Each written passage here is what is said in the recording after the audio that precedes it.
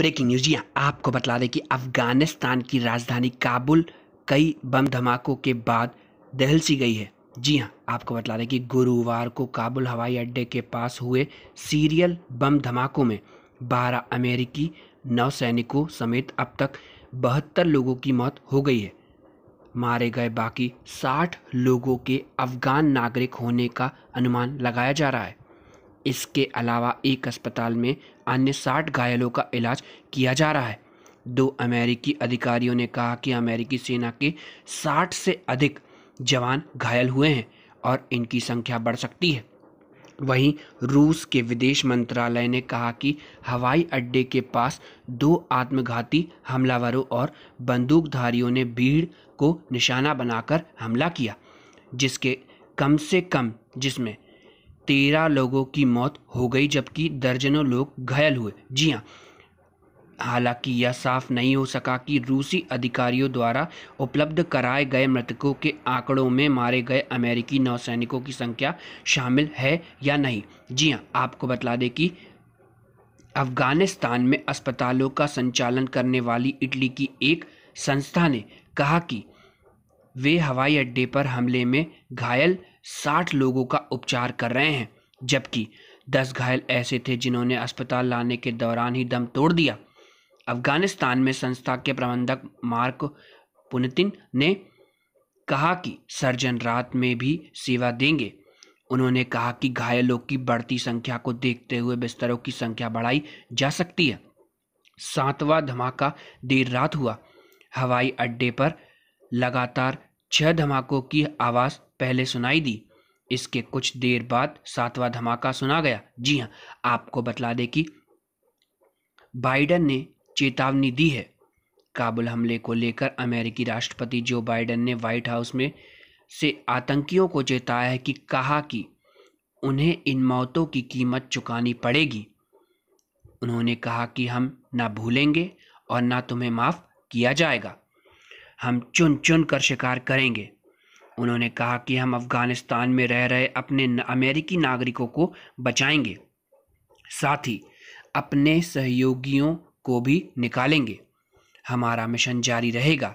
वहीं white house ने कहा कि अफगानिस्तान के काबुल में आतंकवादी हमलों में मारे गए पीड़ितों के सम्मान में 30 अगस्त की शाम तक अमेरिकी ध्वज आधा झुका रहेगा। जी हाँ, ब्रेकिंग न्यूज़। आपको बता दें कि बम धमाकों की आईएसआईएस ने ली जिम्मेदारी। साइट मॉनिटरिंग के अनुसार काबुल एयरपोर्ट के पर हुए हमला की जिम्मेवारी आतंकी संगठन आईएसआईएस ने ली है। आतंकी संगठन ने टेलीग्राम अकाउंट के जरिए इसकी जानकारी दी है। वहीं एक अमेरिकी अधिकारी ने नाम उजागर नहीं करने की शर्त पर बताया है कि क्षेत्र को निशाना बनाया जाने के बावजूद निकासी अभियान के लिए काबुल हवाई अड्डे से उड़ान भरी जा रही है। जी हाँ, आपको बतला दें कि और आतंकी हमले भी हो सकते हैं। अमेरिकी अधिकारी ने कहा कि दाइश अफगानिस्तान में और आत्मघाती हमले कर सकता है। तालिबान ने कहा अमेरिकी गोला बारूद को नष्ट किया। तालिबान के एक प्रवक्ता ने ट्वीट कर कहा कि काबुल हवाई अड्डे पर धमाका अमेरिका नियंत्रित गोला बारूद को नष्ट करने के लिए किया गया। जी हाँ, आपको बतला दें कि ब्रेकिंग न्यूज़। गुतारेस जॉनसन ने करी निंदा। संयुक्त राष्ट्र महासचिव एंटोनियो गुतारेस ने काबुल हवाई अड्डे पर हुए आतंकवाद हमले की निंदा करी है। ब्रिटेन के प्रधानमंत्री बोरिस जॉनसन ने हमले को बर्बर करार देते हुए कहा कि निकासी अभियान तेजी से जारी रखने की ज़रूरत है। आपको बतला दें कि भारत के रक्षा मंत्री ने भी इसकी निंदा करी है कड़े शब्दों में। एक हमलावर ने उन लोगों को निशाना बनाकर हमला किया जो गर्मी से बचने के लिए घुटने तक पानी वाली नहर में खड़े थे और इस दौरान शव पानी में बिखर गए।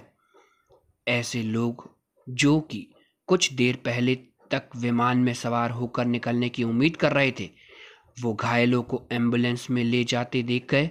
उनके कपड़े खून से सनसन हो गए। जी हाँ, आपको बतला दें कि अमेरिका के एक सैन्य अधिकारी का कहना है कि निश्चित तौर पर माना जा रहा है कि काबुल हवाई अड्डे के पास हुए हमले के पीछे आतंकी समूह इस्लामिक स्टेट का हाथ है।